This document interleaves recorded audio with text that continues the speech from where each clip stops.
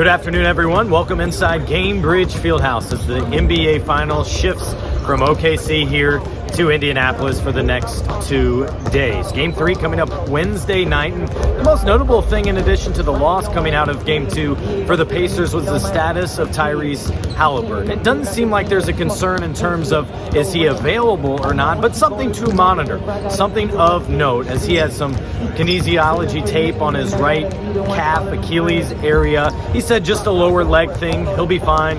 He fully anticipates, of course, playing in Game 3 coming up on Wednesday. But still, given the pressure, given the attention on him defensively and such, it's something we had to ask about, and I'm glad we got a good answer from Tyrese acknowledging that limp that we saw after Game 2. Now, priorities for the Pacers coming into Game 3. First of all, got to get off to a better start. They have not started well in each of the first 2 games. The second priority becomes having success inside the paint. 0 paint points in Game 2. That's got to change for them to turn the tide and prevent going down 2-1 in this series. Third of all, got to have a big showing from Tyrese. And what casual fans may not realize is that does not mean a 40-point game. That does not mean even 30. What it means is you need to see him play like himself, be within the flow of the offense, find gaps within the defense, probably have 12 assists, maybe 18 to 20 points. That's what an incredible showing is for Tyrese Haliburton. You know Pascal's going to show up. Maybe if they can get a quick, easy pick and pop between Tyrese and Miles Turner to begin the game, that's something obviously we'll be watching closely. This place is going to be filled. 17,274 as we look forward to Game 3 on Wednesday night. We know you Pacer fans will bring it. You all will receive gold t-shirts. And a lot of the foreign media, interestingly enough, want to learn about Indiana basketball, wanting to learn about how it is part of our culture, part of what we grow up with, how probably coming out of the hospital, you have a basketball and maybe you're wrapped as a kid in a Pacers blanket, an IU blanket, whatever. But should be a good one coming up on Wednesday. The thing is, the Pacers need to turn the tide both within the series and how they've handled Game 3s. Game 3s have been their poorest performance in each of the first 3 series, but they lost Game 2, something they have not done in the first 3 series. Maybe things will change here and be different coming up for Game 3. Thanks to everyone from watching. Now come inside Indiana Pacers and OKC Thunder practice, as well as hear what the players had to say.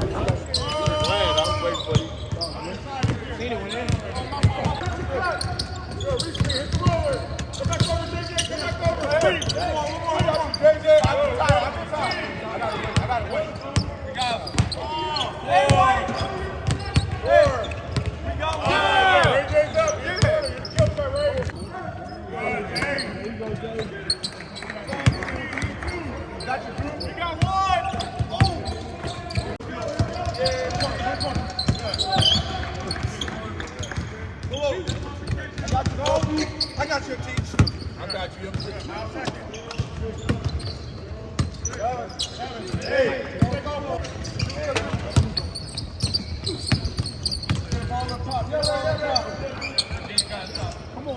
Jay. Time. Come on, Jay. Chris. Hey. Watch it the same way. Watch the same way. Bird. Oh, Martin. Go. Good. Hey, you're right here, Peter. You're at 5. Hey, go ahead. You're cutting through. Second shot. First shot. Come on, Jay. Swing.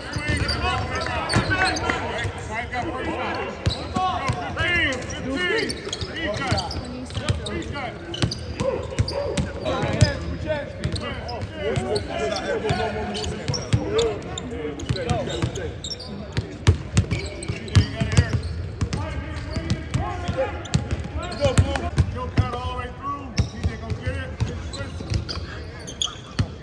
Roller head over. They go fill behind. Swing. Thomas got the corner shot. Got it? I got it. Twist. Here we go. Tight. Go.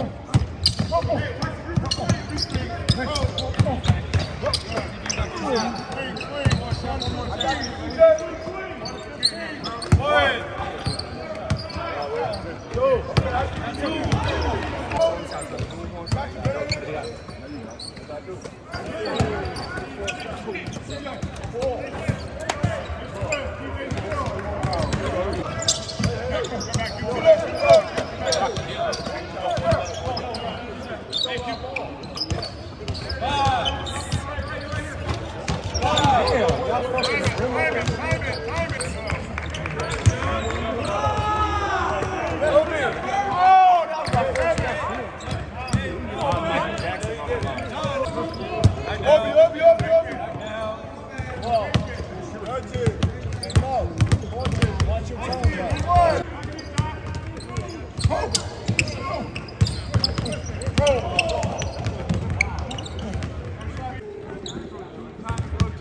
Time to rotate.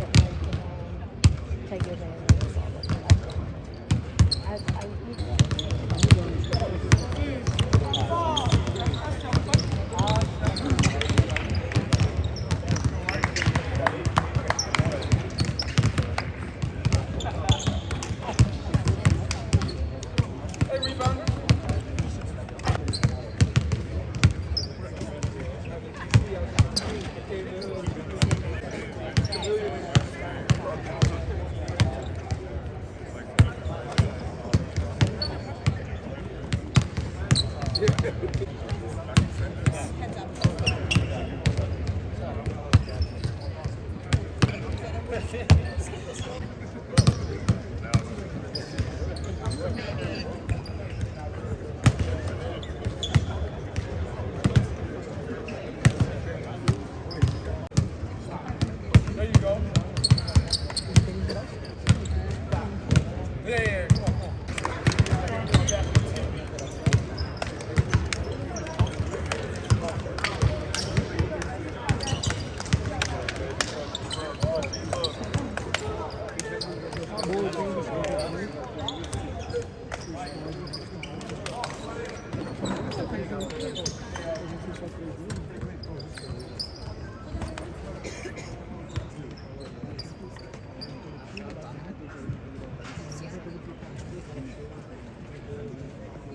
You know, everything that's already happened doesn't matter other than the score of the series. And so we're going to move forward. There's a lot of things we have to do better. We realize that. I think we've lost, at least by the scoreboard, 6 out of 8 or 7 out of 8 quarters. And so we're playing a great team. And so we've got to make adjustments, and we got to play better. Yeah, I'm fine. Really just a lower leg thing. I'll leave it at that. I don't think there's anything more to elaborate. I feel fine, and I'll be ready to go for Game 3. We gotta be better. I get into the paint, obviously, but yeah, they do a good job of just converging and being there, in position and stuff. So it's gonna take a lot of work, and again, we gotta continue to get better at it. Yeah, I mean, we gotta get stops, right? So you get stops, you get in transition. That's the first thing, and we gotta also get rebounds. If you can't do those two things, I don't think you can be successful in transition. We know we can run, that's what we do, but it's not really possible to run if you're not getting stops or if you're not getting rebounds. It means a lot. Like I said, we have the best fans in the world, and it's been a while since we've been to the finals. Indiana's been to the finals, so to have this opportunity to play in front of these fans is going to be loud. I was expecting a crazy crowd, jumping out of their seat, having fun, enjoying the moment. What does this home court do for you guys? There's a lot, it's like our sixth man, brings us energy, keeps us together. It's gonna be exciting.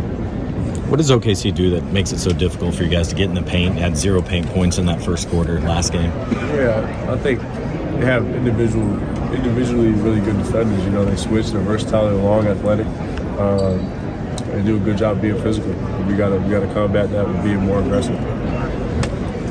What is the challenge to getting them disconnected defensively? Because they seem to have 5 guys connected pretty well right now. It's us being connected, us being aggressive, us being the one that's the driving force on that side of the court. Their ability to kind of impact screening, what's the challenge in terms of being able to set a good screen and make sure that it has the intended effect? Setting it up and being strong with holding the screen, I think, is the biggest thing when you come into that interaction. The city's been waiting for an opportunity like this. I expect a hell of an environment tomorrow. I know what it's going to be, and exciting times just for everybody just to experience the finals in Indianapolis. What's the key adjustment you guys need to make sure you can win a Game 3 this postseason? We have our adjustments. I can't put them all out there, but just stick to our game plan and just as we go. We back home, got our fans now, and we just got to put the other games behind us. Those are over with, and we just got to learn from those games and get better for game 3. Why is OKC make it so difficult to get in the paint, to get in the teeth of the defense, like I think Ty was talking about last week? Yeah, they've been a great defensive team all year, and they limit paint touches. They crowd the paint a lot, but we've been getting in the paint the whole season. So we just gotta do what we gotta do to get into the paint. Drew, you've always been an ultra competitive guy. When did that start, and where does that come from? Yeah, I mean, that comes from when I was a little kid. My parents pushed that through me when I was young, and having a little brother who I can compete with every day was something that probably drove that to a next level. It's always been there for me. Obi and Aaron were talking about one of the key aspects of this team is the accountability. You guys hold each other accountable, and that you don't see that in every team. What is your take on that? I mean, I think that's how you produce good teams. You got to be led a little bit within, and guys got to be able to speak to each other and understand that it's for the better of the team and for the goal that we're trying to accomplish. You know, so nothing's taken personal, and everything's for the one goal of winning. I feel like a series is ever changing, so comfortability isn't really a thing, but just different ways, like you said, that we can get into the paint, and you kind of know some of the coverages that they're playing. We just got to read and react. First home game since Game 6 against New York. How did that series preparing you guys to come back home again to face off tomorrow? Yeah, I mean, I feel like every series that we played in the playoffs has prepared us to come back here. I know our crowd's going to be fired up, and we need them more fired up than ever. We've got a great home court advantage, and we just got to focus on taking it one play at a time. Do you think it's more personnel or scheme why OKC is so good at keeping you guys out of the paint? I mean, their defense is historic. It's really good. They've got guys that can guard at every position. So just being unselfish, moving the ball, and trying to get to the paint. I know it's difficult, but we got to, like I said, read and react and be better in that area. We didn't play well. We didn't play hard enough. We have to be better in a lot of areas, and we've cleaned that up today. When you look back at film, what is your process to review it specifically?